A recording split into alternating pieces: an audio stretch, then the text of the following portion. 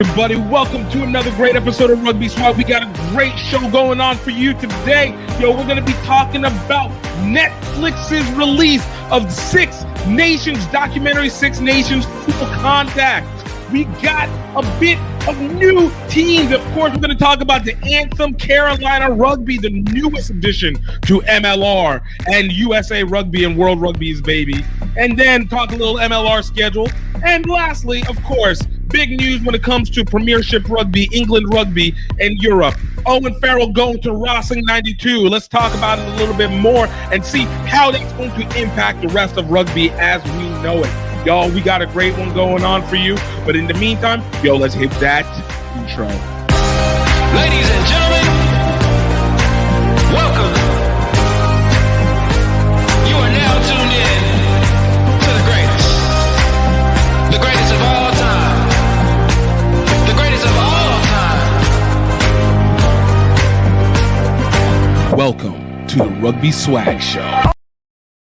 Welcome to Rugby Swag. Once again, my name is Gift Time at Bailu, and of course, this is a show where we talk about all things rugby, including the people that have impacted or taken advantage of the opportunities that it has provided. Y'all, before we get started, as always, I need you guys to please go ahead and like this video and go ahead and hit that subscribe button as well so we can continue to get the best rugby news to you guys out, as well as some of the best interviews on a regular basis, man. We got some great, interesting people coming out, and we got some great interesting things happening just today on its own. But of course, also, look, if you guys are not able to hit that YouTube like and subscribe, I ask that you guys go ahead and check us out on social media. You guys can find us at Rugby Swag Show on Instagram. Of course, you can find us on X at Gift A Bailu. That is GIFTEGBELU.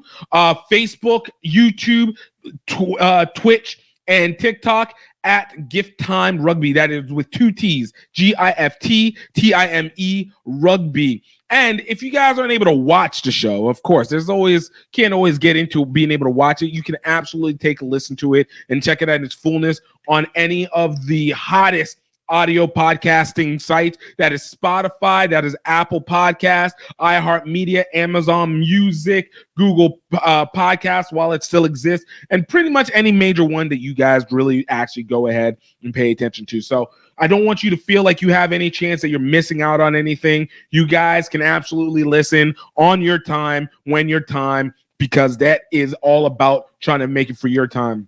And lastly, of course, you guys absolutely can talk to us on the show. Look, I want to be able to hear your comments. If you get a chance to talk, please go ahead and roll with us a little bit. I'm always down for it. I'm always a big fan. And of course, this is a conversation as much as it is me trying to give you guys some of the best that you can get when it comes to rugby happening right now. So, in the meantime, before we get started, I just got to say, look, my body is killing me right now. So if I feel like I'm a little bit lower on my energy, is because I'm still in my process of getting back on the field, entered into the second week. Honestly, I'm enjoying second week of rugby. I have Thailand, I have Bangkok 10s coming up February 16th through 19th. So trying to get myself completely ready for it. So I have been just downing so much water.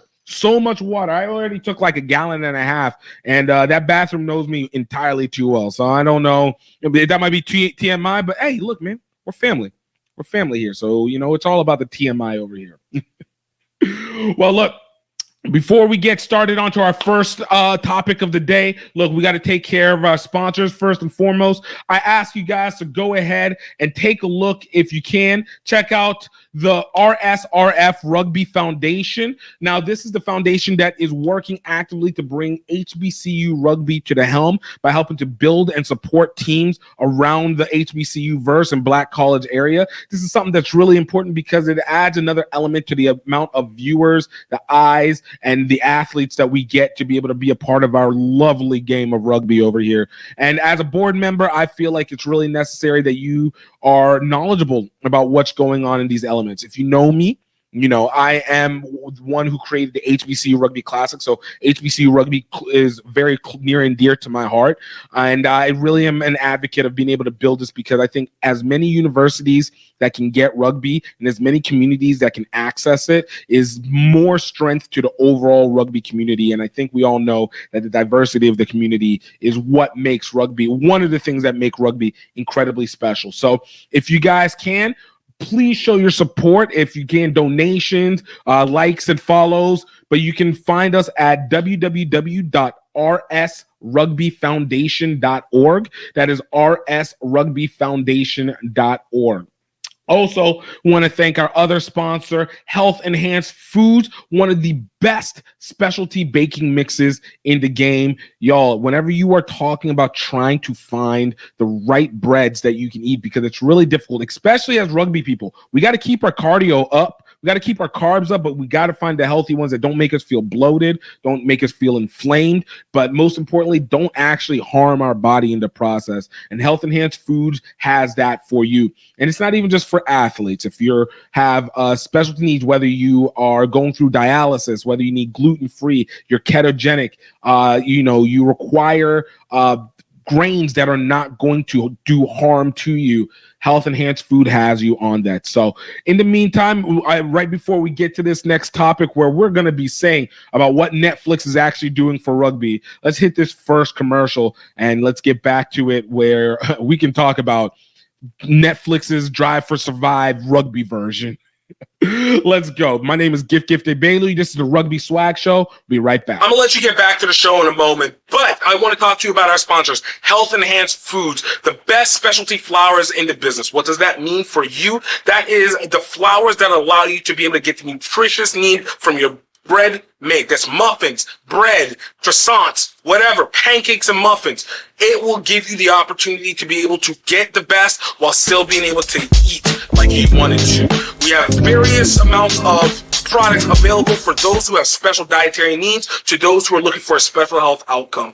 And of course, because they're part of the Rugby Swag Show, we want to let you know that you got a chance to go to healthenhancedfoods.com and use code Rugby Swag to be able to get 20% off your first order. Y'all, this is something that you're going to need. You got to build up, have your energy at the best, be the maximum. It's 2024. Let's do the best.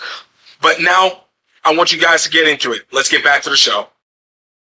Yo, I want to shout out to my guy Caverna, one of my brothers in Curitiba Rugby. Big what's up to you as well. Como vai, tudo bom? Bem-vindo para o programa.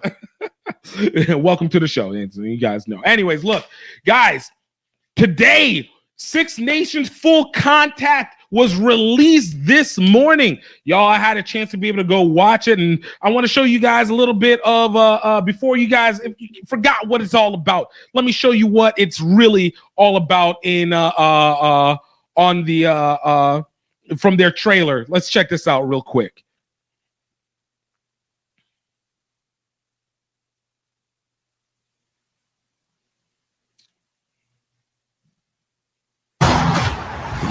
So what's it like being golden balls? The Six Nations is the tournament to decide the best team in Europe. Rugby is prime. It's dog-eat-dog. When you go off to a game, I'm not going to be at war. I feel like you're going off to war sometimes. Embrace the fear. Embrace it all.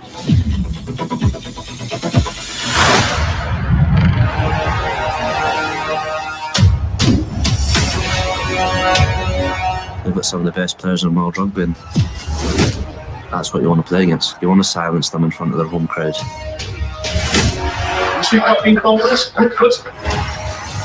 I need to see more energy off you because we are the better team. The thing is, you probably need to go through a bit more pain. You like the challenge, don't you?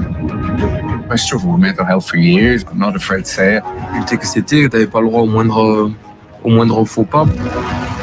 When you feel like you are an imposter or you shouldn't be where you are, that's when you start questioning yourself. But a responsibility not only to my teammates, to myself, but all the people that have been there for me. This could be the last chance winning a trophy in the Six Nations. You just need to make this one count. It's business ultimately.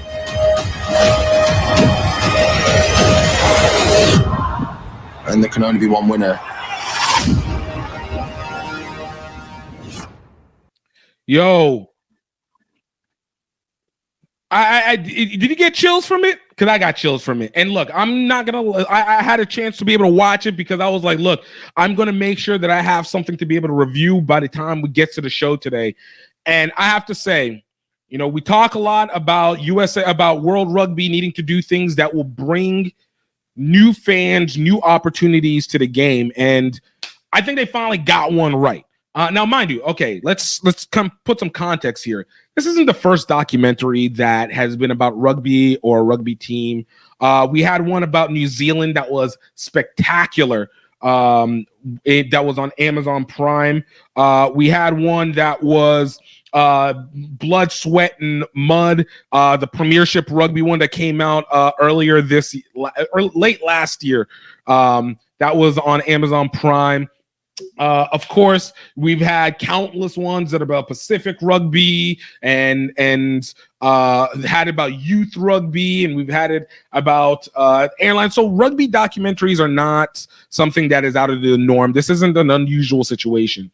But I think with this one, it was the first time that the matching of platform, storyline, and recency kind of came together in kind of a perfect fluidity together. So Six Nations Full Contact absolutely follows the journey of the 6 teams that played in the 2023 Six Nations. That's France, Ireland, England, Wales, Scotland, and Italy. Who play every year. Obviously, we got the Six Nations starting up again in about 2 weeks. So this was kind of a nice lead-in. And with this, they actually take it where each episode, they kind of simplify it, not just to like, oh, this is what happened in this round, and this is how it all played out, and then a little bit of stories. But it like a little bit of trickle of everybody trying to be in, and basically overstuffing each episode so that you could get the full picture of everybody.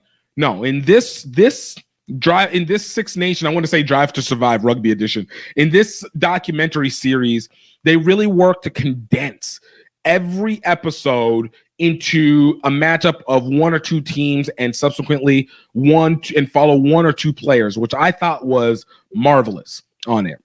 Absolutely marvelous. One, it made it easier for me, I'm not a big fan of European rugby. Like the Six Nations has been a relatively boring match, for my opinion. I prefer Super Rugby. I prefer the Rugby Championships. I think it's just a more open style of play. But now after watching this, I was like, okay, now I kind of get a little bit more of what's the impact and the attention outside of it being, oh, it's the oldest rugby competition in European rugby or in rugby history, and it's it's supposed to be preeminent simply because it's happening in what is considered a major rugby bed. But no, we got to be able to talk and participate and engage in almost with individual players, from Ellis Genji of England to Andrew Porter of Ireland, Antoine Dupont of France, Gail Foucault of France, Stephen Varney of Italy. Like, you had a whole slew of players that, as an American who does not watch the Six Nations, it made me go like, I want to see how these guys do. I want to watch them go. And they condensed it enough. They condensed it in a way that I could care about the players. Now, I'm not saying it was a perfect doc, and I think it needed a little work, but for first season and to be able to kind of get an idea of what you need to know about the Six Nations, I thought they did spectacular. And especially because of the platform, because this was actually promoted, and it seems like people actually tried to enjoy this documentary. I thought they did fantastic with this. Fantastic. I have plenty of good things to say about it. I ended up doing a whole follow through on my TikTok, on my X, if you want to see it there, but I'm gonna basically give you the same thing as it is right now. But like it was very endearing to see the players, see specific players' families, see some aspects that you don't normally see of the players, and actually put some heart into rugby. That's not the one that we have to talk about in terms of like camaraderie and it's all about the team. Like it actually pinpointed stars. I think one of the funniest things in this was the factor of some of the stars who are no longer going to be into the Six Nations this year. Like they talked about Louis Rees-Zammit, who obviously is going to the NFL, and Antoine Dupont, who is skipping the Six Nations to go play Olympic Sevens rugby, or at least try to go play Olympic Sevens rugby. Owen Farrell, who's now leaving England, who already said that he was going to be taking a mental health break from England rugby, and is moving on from England almost altogether, which we'll talk about later on. But I felt like they had an opportunity to really like give us insight, and now I kind of get what some of the big deals were. Like Antoine Dupont. Once again, I don't watch a whole lot of French rugby, and whether top 14 or or international test matches. So outside of what I saw in the Rugby World Cup, like I didn't really get the big deal of Antoine Dupont in terms of his relation to the team. But after watching it, I can see the intensity that goes with him. You got to hear from the coaches themselves and kind of get an idea of how these games are getting played. Like I felt real with it. I felt real, like connected. Now, that being said, of all the pros, I did have a few cons. I did feel like there were some storylines that they brought in late that I felt like we needed to have had to begin with. I don't know whether it's access or not, but I wish we had gotten them earlier. There was a story like the Welsh story. I really wish they would delve more. They delved into it, the issues that were going on with it, but I really wish they'd gone more. Again, I probably put a lot of blame that Wales Rugby Union didn't want to open up a whole lot of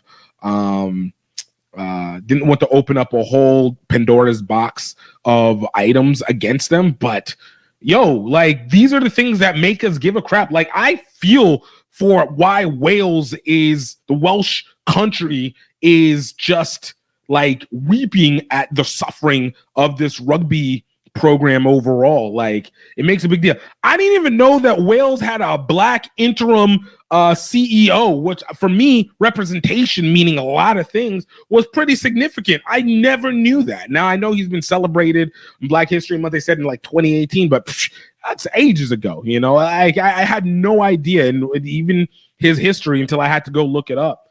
I do think that also teams like Italy, I really wish we had gotten a little bit more into it. But the bit that we did get, I understand why they suck, and that is a team that needs work, man. The coach for that one, who I guess is the coach for that team, was like, man, it's whenever you know somebody has hope, but like they're kind of dead on the inside. That's how I felt from Italy's coaching staff. Coaching's like just everything so close, but so far. But I really, really enjoy it. I don't want to say so much because I want you guys to go take a look. But that I did put a list of some of my favorites that I thought should be at least highlighted that you should look for. And I, of course, want your opinion on that when you get a chance to watch it. It's 8 episodes long. Each episode is about 40 minutes on average, some 44, some 39. So, cut the middle. It's about 40, 41 minutes on average for each episode. But I thought it was good. It was good in depth. It felt the time. It felt the play. I felt like the intensiveness on this. But like I said, some of my favorite plays some of my favorites that I got from this documentary series. So first up, I want to say best stories to watch. Number one, this one's not in any order. I think these are just the top 4 top stories. And I think there was quite a few stories. We got to focus on quite a few players, maybe around, I want to say 18 players overall, almost 2 to 3 players per episode. But the best stories, in my opinion, came from Gaël Foucault of France, Stuart Hogg of Scotland, Andrew Porter of Ireland, which, bruh, heartbreaking. Gaël Foucault and Andrew Porter, bruh, I feel for them. Like, I'm so glad they discovered rugby. And then I think lastly, Sebastian Negri of Italy. Like, great stories. They were so heartfelt. They were so sincere. I legitimately give them credit for being that open about what's been going on with them, why they play, and how significant the Six Nations is to them and playing for their nation's team. Like, man, I now wish I had been watching a little bit more before, but if I'd had this story to start with, it'd be easier for me to watch the Six Nations. So seeing that was great. Like, they delved into all different parts. These stories were all fundamentally different, but all fundamentally significant to their day-to-day lives. So I give them credit for that one. All right.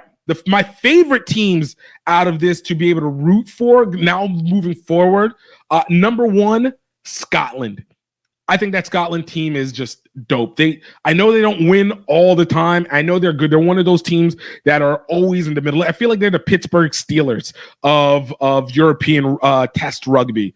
Like, you're never too good and you're never too bad. You're somehow stuck in the middle and you don't have a lot of movement from that. But that team had personality, especially with the fly half, man. I'll go into Finn Russell, but Scotland ended up being my favorite out of this. Number two was Ireland. I think that they were open and they really let people see what they're doing. I like how they're structured. Obviously, we saw what happened with the Rugby World Cup, but I can see why they're having success and why more teams should probably follow that element.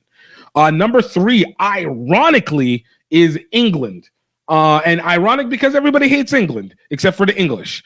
And with England, I thought, like, Steve Balswick, I'm going to call him Rugby Jason Statham because I swear everything feels like it is a very intense moment. He doesn't talk too loud. He doesn't go too soft, but you're going to understand every word. Like, I'm just like, yo, bro, ease it down. But I thought they had a lot of good stories with Owen Farrell, with Ellis Genji, and really just a lot of it was set up around competitions around England, which was interesting. I don't think it's ironic. I think Six Nations is based in London. So, why would that be surprising at all?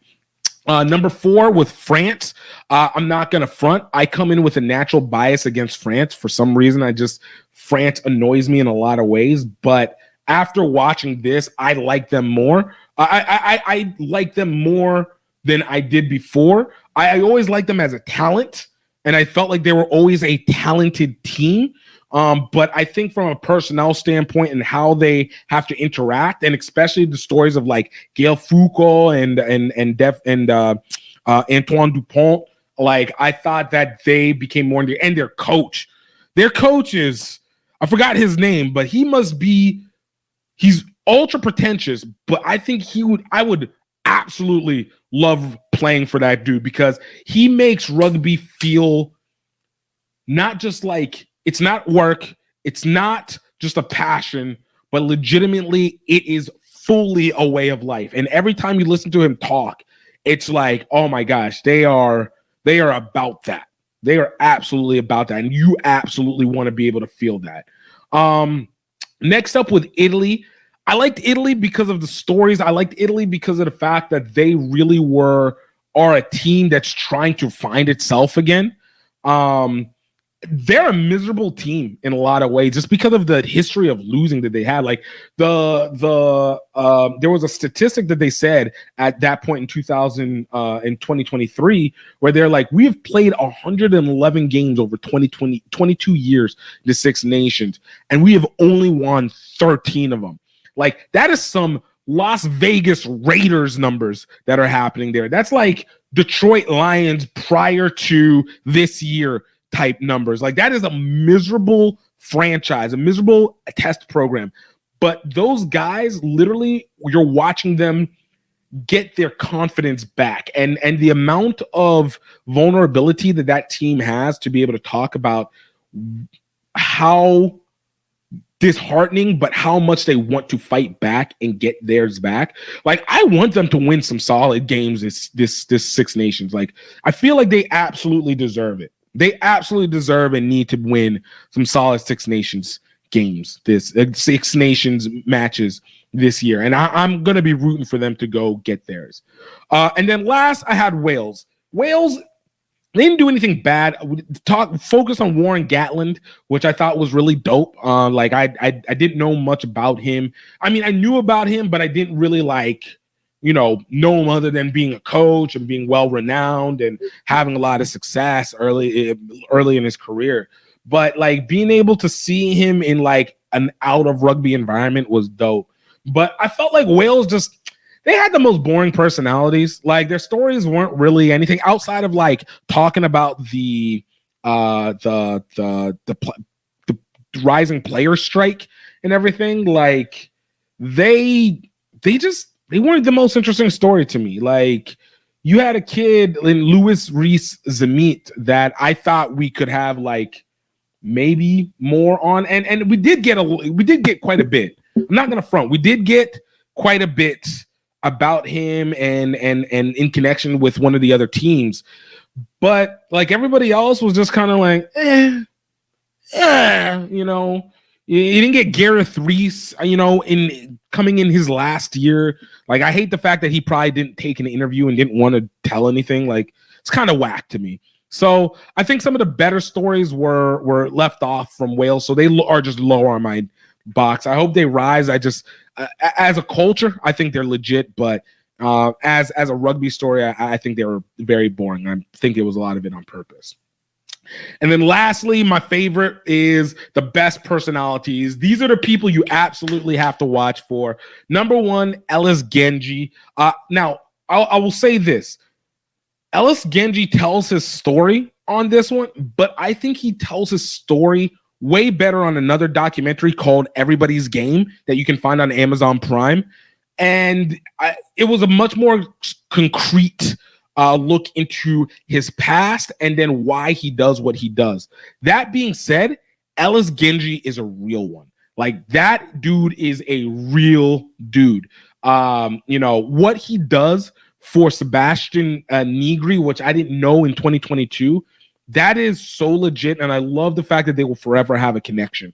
Ellis Genji seems like he's a voice of England rugby, even though, like, Jamie George is supposed to be taking over the captainship for England now that Owen Farrell's out. Well, I guess he's injured too, but like, I really like Ellis Genji in the front. Like, he has some interactions that just make me laugh.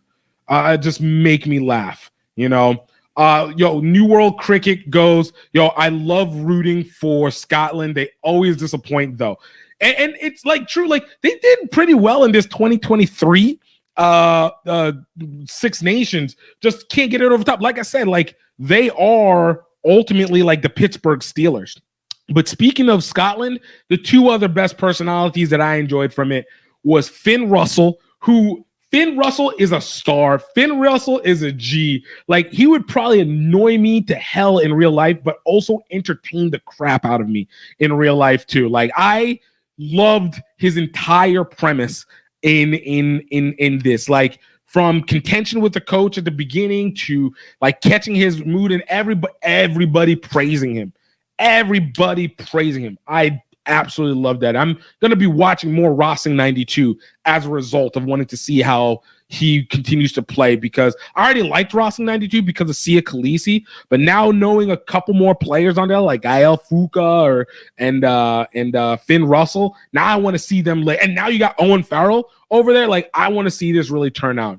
And then the last person who was not featured a whole lot, but I think he has such a charm to him, and I'm hoping that he comes out a lot stronger in the Six Nations this year, because he clearly is a dominant player when given the chance, but he needed more opportunities, and that's Blair Kinghorn.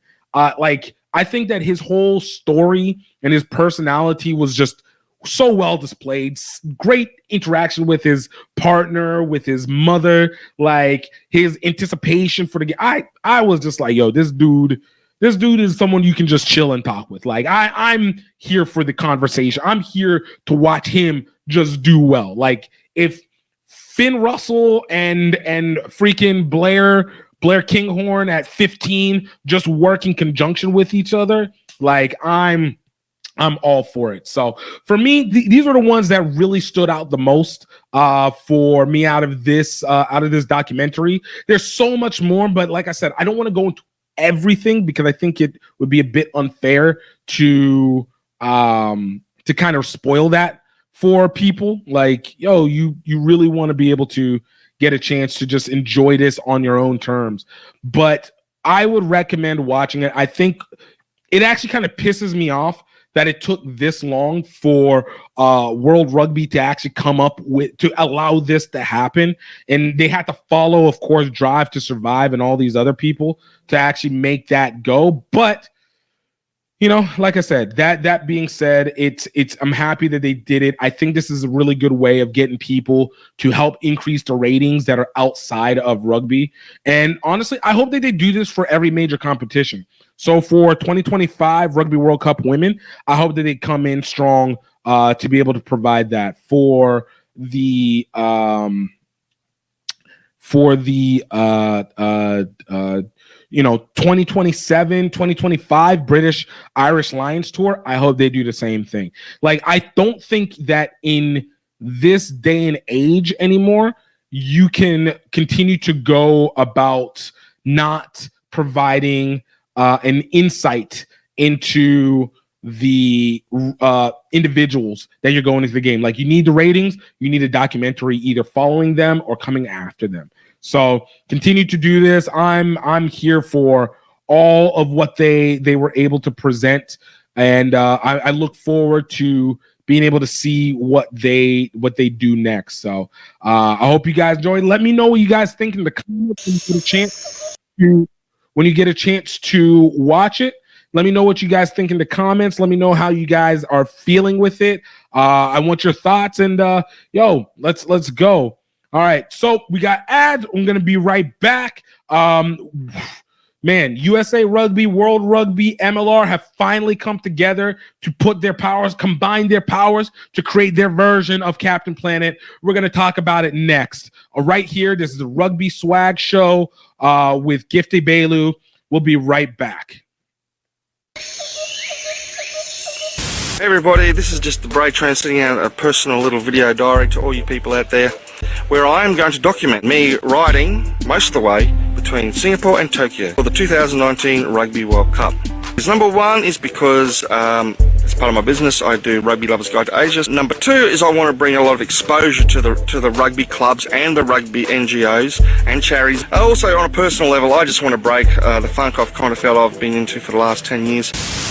So for the next 12 months, I poured myself into this Singapore to Tokyo campaign, but it still wasn't enough. I needed help, and it came from Louisiana. We in Singapore, baby! Gift from Gift Time Rugby USA is a extroverted tour de force. Say hi to my people out there. Which makes up for my social shortcomings. This place is unbelievable. No! It's not just it's like what's he supposed to do? Morons, a bunch of morons. Guys, picture with me. Picture, Australian. G'day, mate. You can use my phone. But what unites us is a hunger for adventure. Off to KL, Kuala Lumpur. Woo!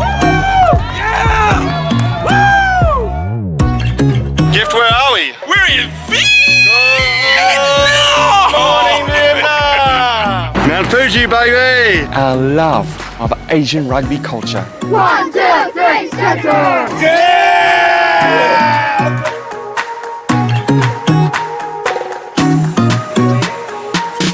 Rugby is starting to develop here in Cambodia for women as well. Valkyries, the mighty, mighty Valkyries! And allows us to overcome incredible obstacles. It's just got so thick. It's just so thick here. Now it's pouring down rain again. But but coming to this Thai-Cambodia border has renewed all the aggression. So the whole thing's gone buggered. I got hit. What? I got tail-ended by a motorbike. I can just feel that knee, that ankle just going in all the wrong directions under the weight of my body. But that doesn't compare to the pain of failure. I'm dying. Oh, I'm dying. And that's what I've been worried about this whole time. We're out here, we're running out of energy, we're running out of money, and we're feeling isolated. And yet at that critical moment, friends, family, sometimes complete strangers come on board. Before you know it, we're back in the game. Tokyo, here we come. Making a comeback. 4 weeks, 2,300 miles. Malaysia, Thailand, Cambodia, Vietnam. After all the trials and tribulations, this ride had become deeply personal. All that mattered now was getting to that Rugby World Cup game in Tokyo. Watch the full adventure at crugby.vhx.tv. That's C like SEE rugby.vhx.tv.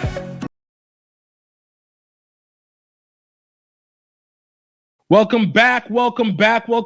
Yo, look, we have, of course, some new news that came out this week. I think a lot of people already know, but we talked about this story happening. It was the Triple Crown, MLR, USA Rugby, World Rugby coming together to combine their powers to create the newly combined Anthem Carolina Rugby. Yes, we finally got an announcement of their name, and it is the Anthem. I think this one, honestly, not the worst name.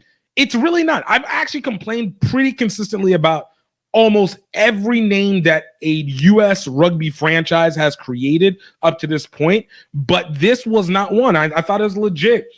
Odd for Carolina. It seemed like it'd be better for DC, but of course you already got Old Glory, so this one works well. And they came out with some serious acclaim. Came out with a nice little video to kick off. So definitely let me show a little bit of what we had to be able to work with from there.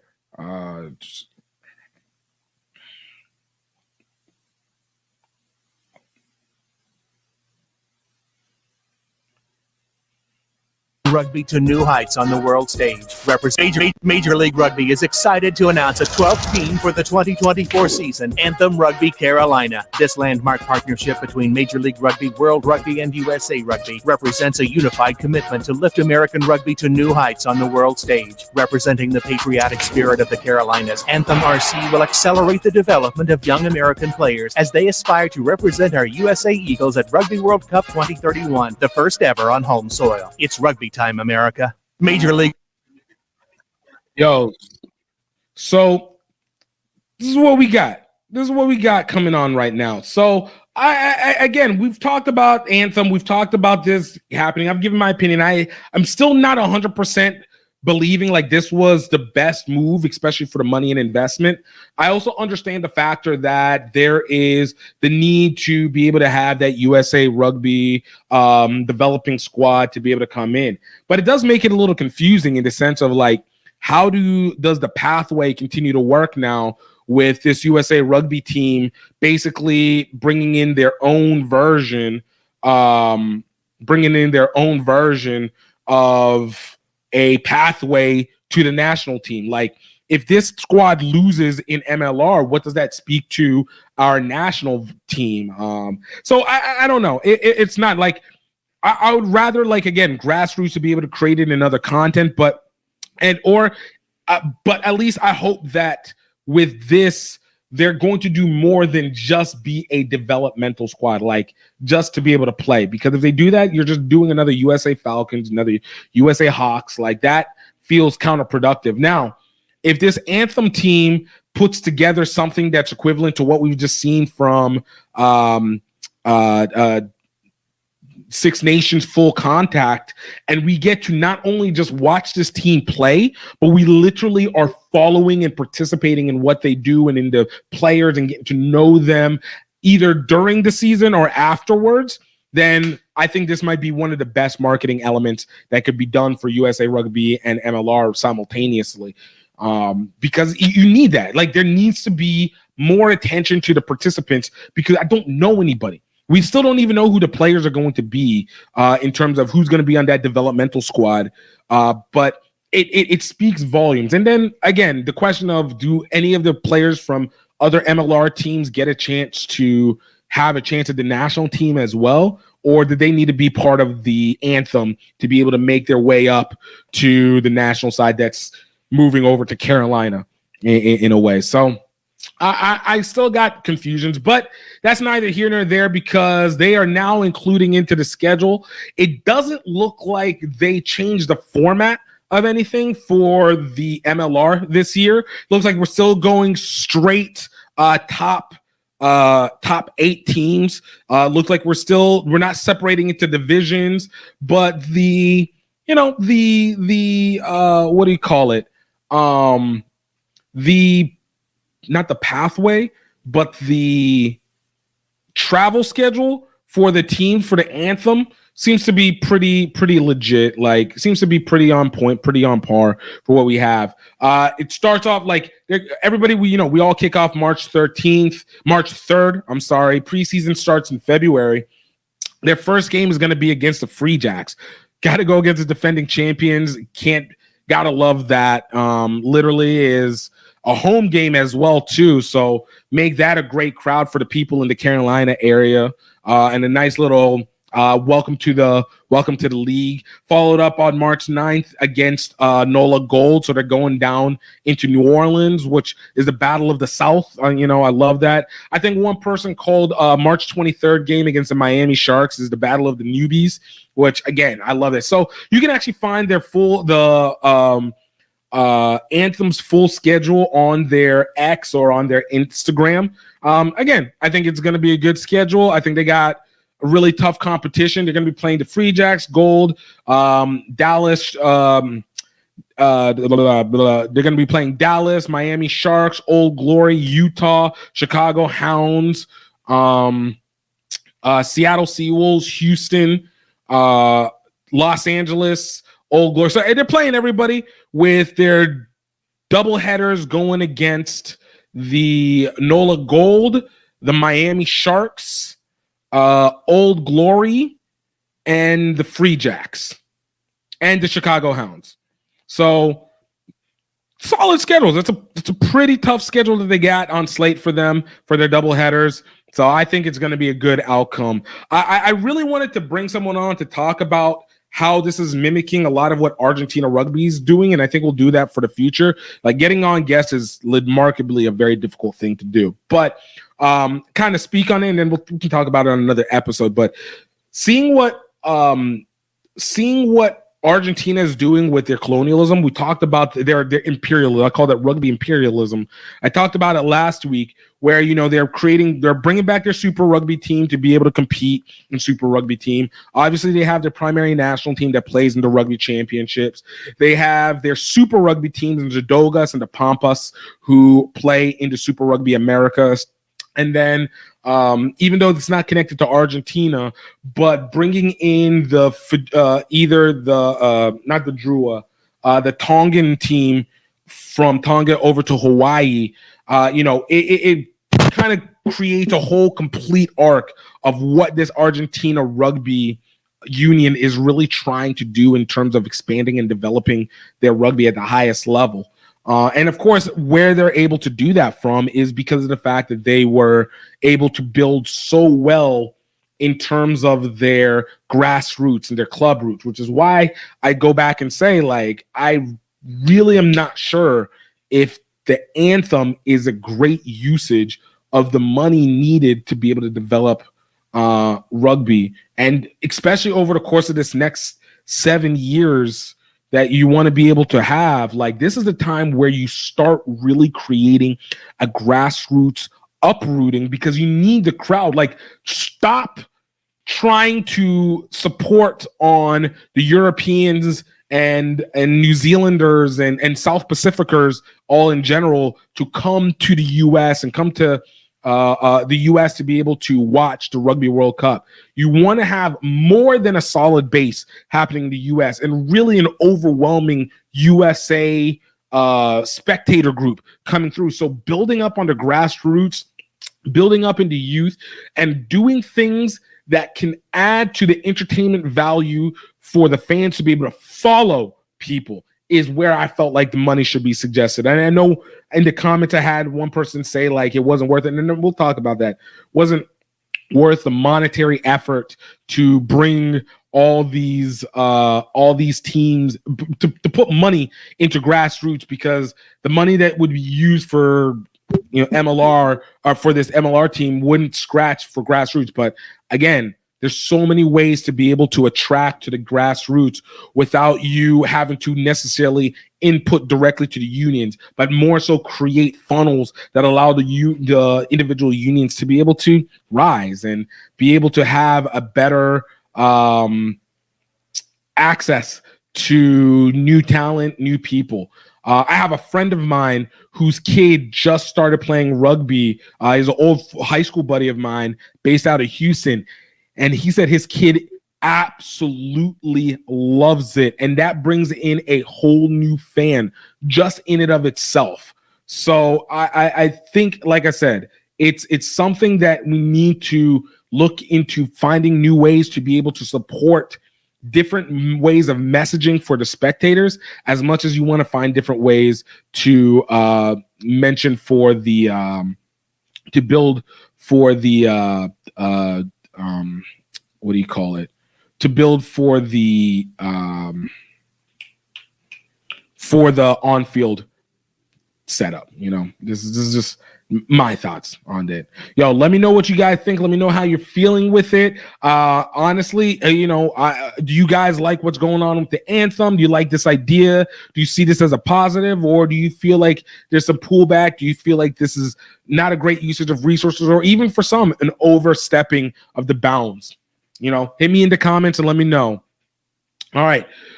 We got one more set of ads for you, and we're going to be right back. Yo, biggest news probably in U.S. in World Rugby overseas right now. Players transferring and really changing up what's going to be happening in terms of professional rugby. We'll be right back. This is Rugby Swag Show with Gift Time Ebelu. We'll be right back. I'm going to let you get back to the show. I hope you guys are enjoying it so far. But in 2024, it is necessary that you have your own website. Don't let anybody tell you social media is the only place that you can be able to advertise. You need your own home. And the best home to be able to purchase online is through Green Geeks. This is the web host platform that gives you the most for the cheapest price, y'all. I've been using Green Geeks for almost 10 years now, and off of the WordPress platform, I've been able to customize and create websites to my desire and to the liking that I need. Included with it, they give you some of the best customer service in the business, and I cannot say enough about them. They have been able to be a great assistance to everything I do. And if you guys want to be able to start today at $4.95 per month, go to the link in the bio or the link in the caption, depending on where you're at, and go use it to help the show and get your site up right away. There's no reason that you need to be having complications, that you need to be paying thousands of dollars to be able to do it, or even thousands of dollars per month to be able to get your website up. Go to Green Geeks, check it out, support the show. All right, let's get you back. All right, y'all. Look, right before we get started on our next story, look, a little comment from Abel Rosa, who's saying, I'm just a super casual, but I like that there's another team talking about the anthem on our last story that we just did. Look, again, I think it's nice to have another team, and then as a casual, I think that's good to be able to have more to view. Again, it's always going to be the bigger picture, in my opinion. Like, what's the bigger picture that comes out of this? And talking about bigger pictures, let's talk. Owen Ferrell is leaving England in totality. That man said, I am done with this island, as he has officially been mentioned that he is going to be heading to Rossing 92. Now, give you some context. What is Rossing 92?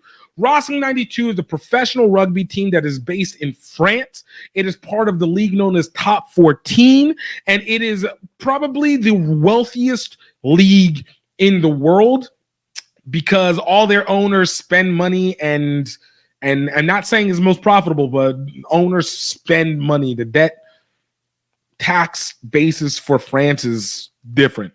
But you're seeing a lot of output going over there.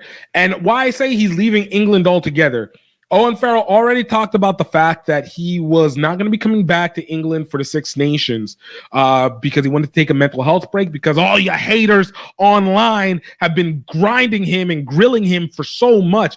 Speaking of which, bro, Andy Farrell, who is the head coach for Ireland, if you guys don't know, is the father of Owen Farrell.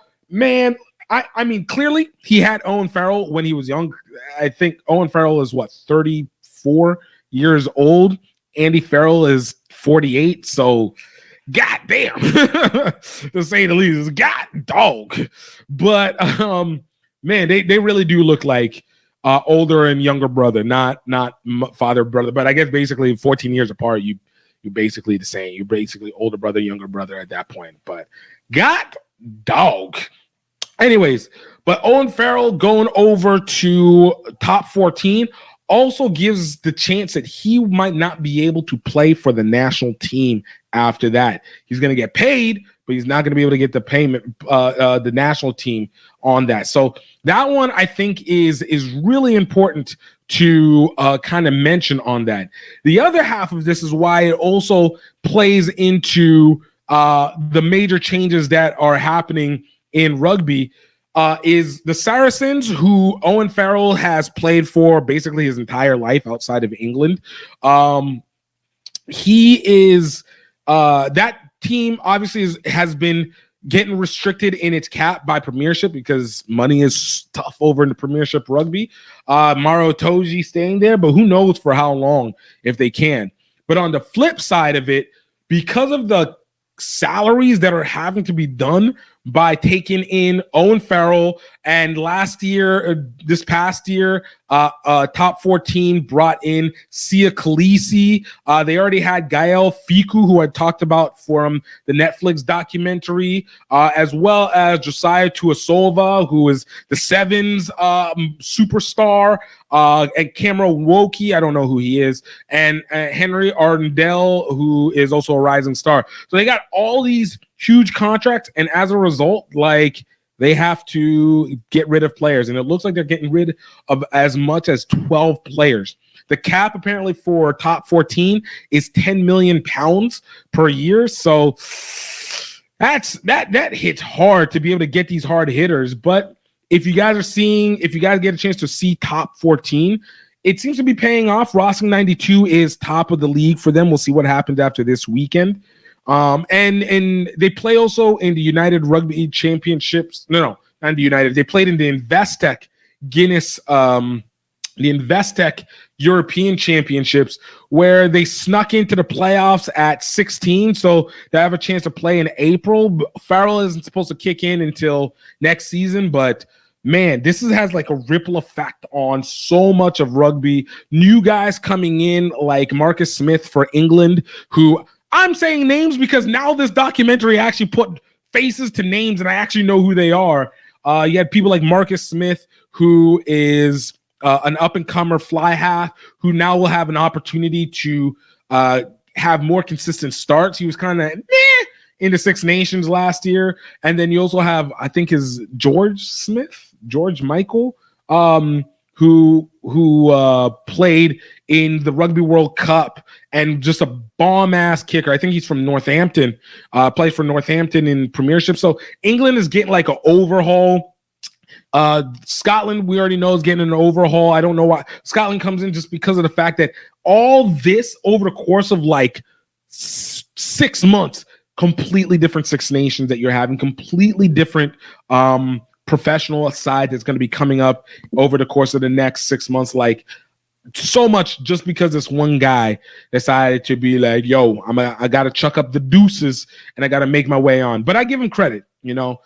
He deserves it. He's been a force. Watching some of the doc, you can see like as a fly half, you're always going to be targeted because you are the backs passer. Because I will say a lot of people keep going like fly halves are the most important piece in rugby, but scrum half to fly half, man. And I feel like scrum half is more so because you got to distribute from outside the ruck and the scrum versus distributing in the open space. But that's just me. This is me. I feel like scrum half takes that. But a lot of people being out for this Six Nations, the shift in going to places where they can actually get financial restitution the way that they need to, even though people are arguing and making it seem like that's a bad thing. Like, you put your body on the line. Stop perpetuating amateurism at the cost of the body of the people, because you're not the one that has to live with it afterwards. So they're basically getting their money, and making sure that they're good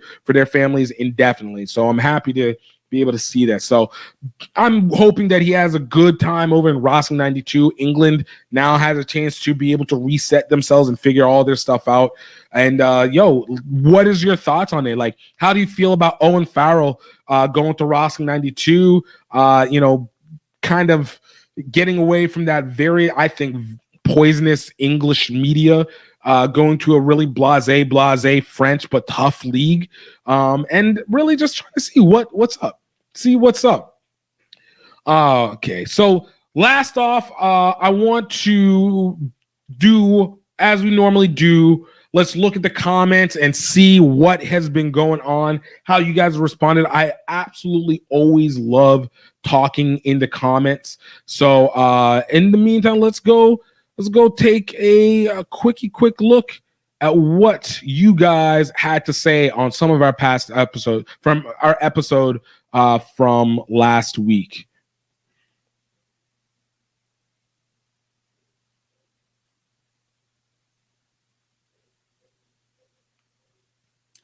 All right. So okay, so first and foremost, let's talk on our one of our first. This came in from just a little over a week ago. This was right after our episode, and this one was talking about World Rugby and USA Rugby making a new professional team. So this is Douglas Yon's YG3LV, and he said $7 to $10 million will do nothing at the grassroots level. It will be gone in a nanosecond. Funding up-and-coming players that will be coached full-time and play on a regular basis has been a huge black hole. This addresses that to a degree. So I understand where he's coming from with that in terms of wanting to accelerate the development of rugby players who have the chance of playing at a high level here in the country. That being said, I think the problem has been is that you only have such a limited subset of that. And the way to be able to solve that is building grassroots. I agree in the fact that if you're taking $7 to $10 million and trying to distribute it out to all the leagues and to all the leagues and to all the unions or individual teams, of course it's not going to do anything. But the job that USA Rugby and World Rugby can do is create messaging. It's just like we did with this documentary series. That's messaging. Does it directly help every union, every youth league, every collegiate team, every academy team that's going across board? Absolutely not.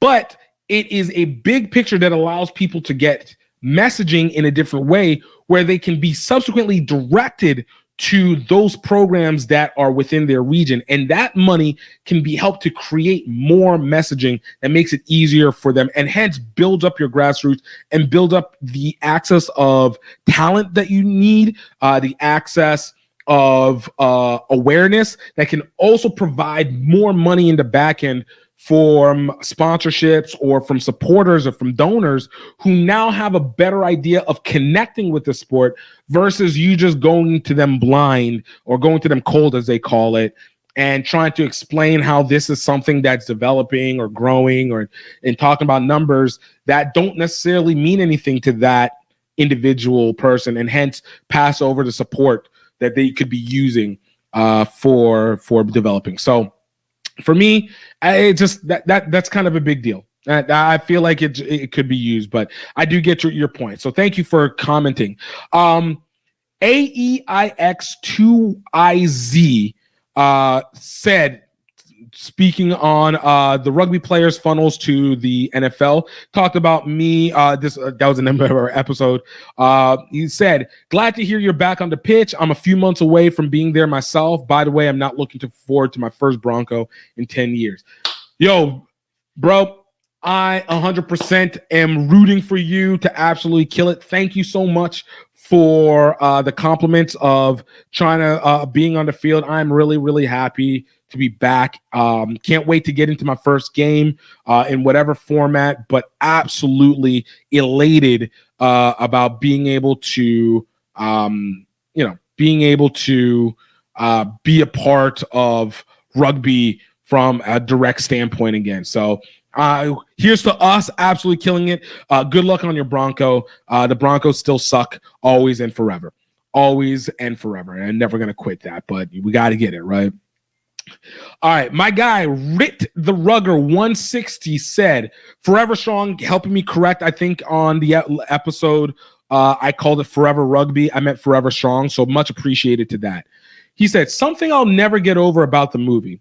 The star plays for a different team than Highland. He plays wing. He has discipline issues and gets sent to juvie. Anyway, the facility allows him to play for Highland.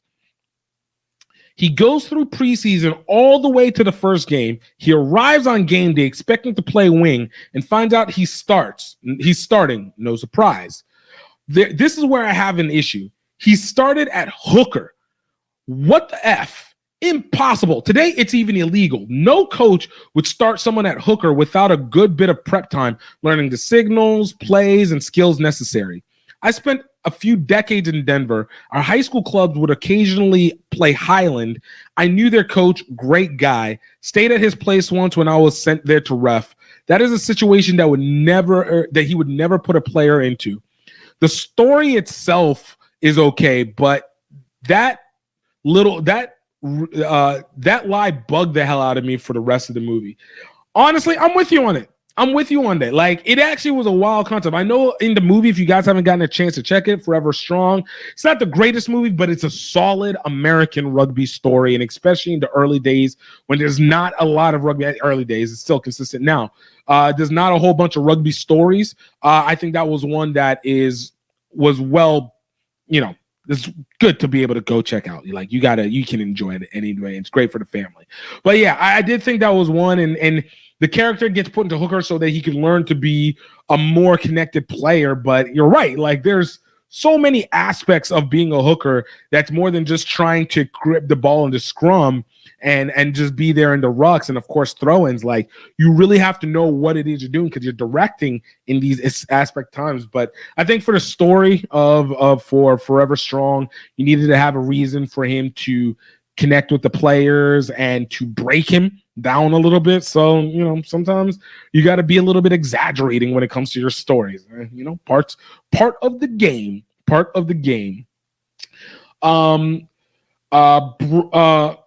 Brianni Yada 9498 said a dongle replaces the water buffaloes. This was in regards to the World Rugby Challenger Series Dubai results, and this was talking about Kenya Rugby. I spoke about the fact that Kenya Rugby lost a whole lot of senior leadership and senior management, senior leadership in terms of their rugby team, but one of their players, Adongu, who is an absolute monster on the field, actually came to replace him hard. So he's been actually showing, and you see it as Kenya has made it back is making it back, trying to get themselves back into HSBC 7 series and have made their way back into the Olympic Sevens series, beating South Africa in the Africa Cup Sevens Olympic qualifiers.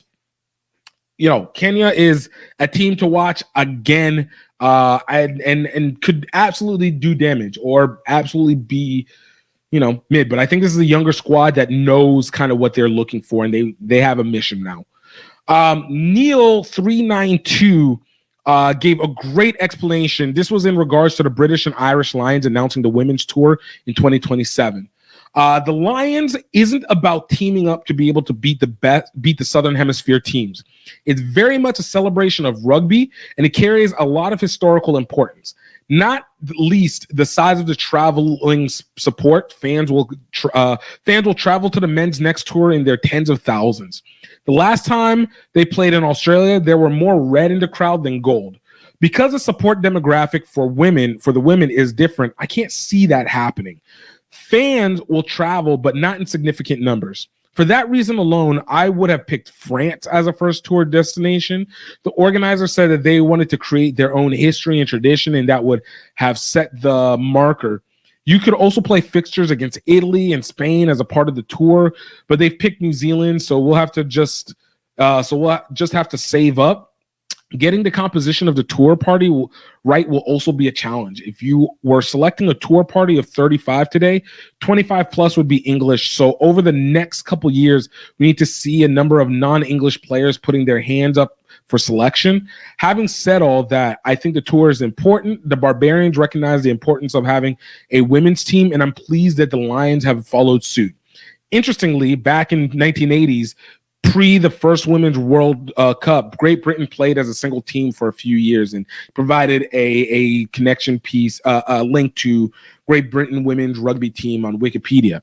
So I agree. I do think the British Irish Lions tour is one that I truly just have not felt is the most significant thing to do in rugby today. It doesn't feel like it has the gusto that it had before. And for me, I really did think it was, and from what I've been told was, a bunch of the Northern Hemisphere teams just were not able to compete with New Zealand, and they would go down. It would be a celebration of rugby. It would be the combination of Wales, England, Ireland, and Scotland coming together to be able to play together, especially with countries that have so much contentious history behind them, particularly with England. And so you'd have this brotherhood of players coming together, taking 6 months to take a boat down to the South Pacific to be able to play these teams that, normally beat them on a regular basis individually. But you also do speak to it. Like, it's a celebration of rugby. It is a major thing within European rugby helms, especially within the island of Great Britain. And no matter who I talk to that's European or has been associated with it from Australia or New Zealand, they speak incredibly highly of it. From the women's side, I think it's good that they need to have their tradition. Does it help rugby overall? Hard to say because, again, we see great England play against New Zealand. And to what Neil 392 says, if you have a prominently English team, I don't think it's going to really make a difference in terms of what you are looking for in an outcome. That being said, I do disagree on the fact that I think that Wales and Ireland and Scotland in particularly have a lot of players that would be available and that would be very qualified to play. And I think it could really be more of maybe 20 English, or maybe 20 is a lot, 15 English players, with the other 20 being from Scotland, Ireland, and Wales. And there's plenty to go. I've said, like, Jasmine Joyce, I think, would be phenomenal in this. Lucy Mulhall would be phenomenal in this, representing for Ireland, and Jasmine Joyce for Wales. So I think there's something to be able to be said that you have this and you can be able to see the combination. Again, I don't think it's the most exciting outcome, but again, it's New Zealand. New Zealand is, the Black Ferns are always a good competition. Obviously, they have the number on England, and in terms of the Rugby World Cup, and they are always going to be a great competition out of that. All right. I'm going to go one more comment and then make my way out. In regards to Lewis Rees-Zammit going to the NFL through the International Player Participation Portal, Griff MJ goes, "It's just a money move. Sadly, he has let down his club and his country. If he does not make it in the U.S., his return will not be as financially beneficial for him. Good luck to him, but he could have been a Welsh legend. And, to him, to Griff, I get where he's coming from. I think there's nothing wrong with wanting to be able to go get paid. Again, you're a professional player. Your job is to get paid to play your sport, irrespective of whatever that sport is. And he's also young. He's 22 years old. So he's got a lot to be able to, a lot of time to be able to make up. Like, his peak in rugby isn't really going to hit until 26. Let's be honest. Right now, he's a speedster off the edge with the potential of being a controlled speedster and making up for the loss of like a Gareth Rees or something like that.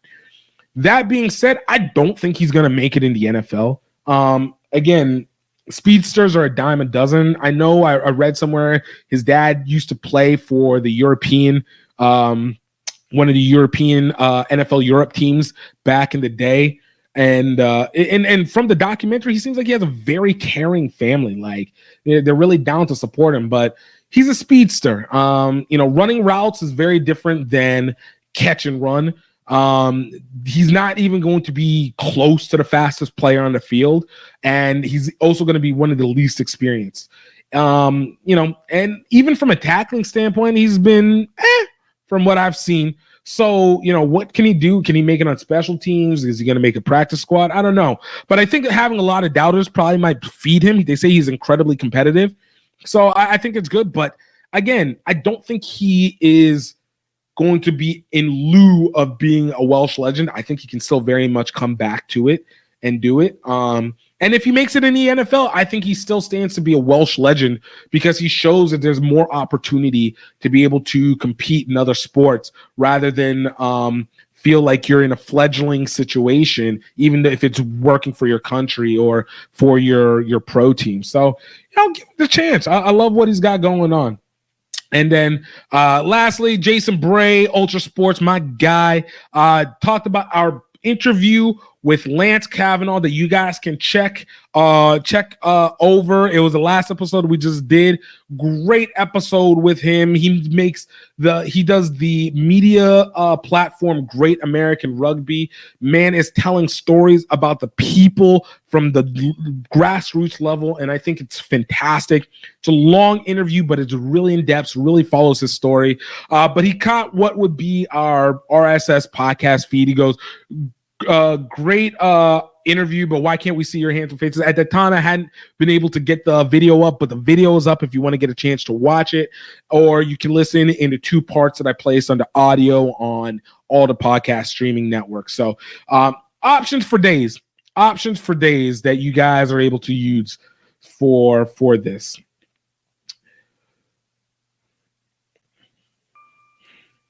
But all right. Never out when you're alone. Into an hour to talk about, but y'all, thank you so very, very much for being a part of this show today. Thank you so much for taking a listen. Thank you so much for your support. Y'all, I want you to please, like I said, go check out our past interview with Lance Kavanaugh. We had it with Craig Dawson prior to that. Mike Anderson, Craig Dawson of Prairie View A&M Rugby, HBCU Rugby. Mike Anderson of the RS Rugby Foundation. Freddie Henry Ajudwa of Nigeria Rugby prior to that. And we've had so many interviews, so many interviews to be able to talk about. So you guys have a lot of content to be able to learn about the people. And we got so much more coming up. I'm excited about this next one coming through. We brought in Wendy Young of Your Scrum Half Connection. We actually have Wendy Young of Your Scrum Half Connection and Adi Cooney and Ty Lewis of the Pacific Coast Rugby League. Both of those interviews are going to be coming up soon, posting up, so be on the lookout for them. Y'all, I want to thank you so much for being a part of this. Thank you so much for sharing. But most importantly, when it all comes down to it, man, I hope that you guys are happy. I hope that you guys are healthy. And of course, please, for not just your mental health, but for your heart and for the knowledge of our community, I hope that you know that you are highly favored. Until next time, y'all have a great night. Cheers.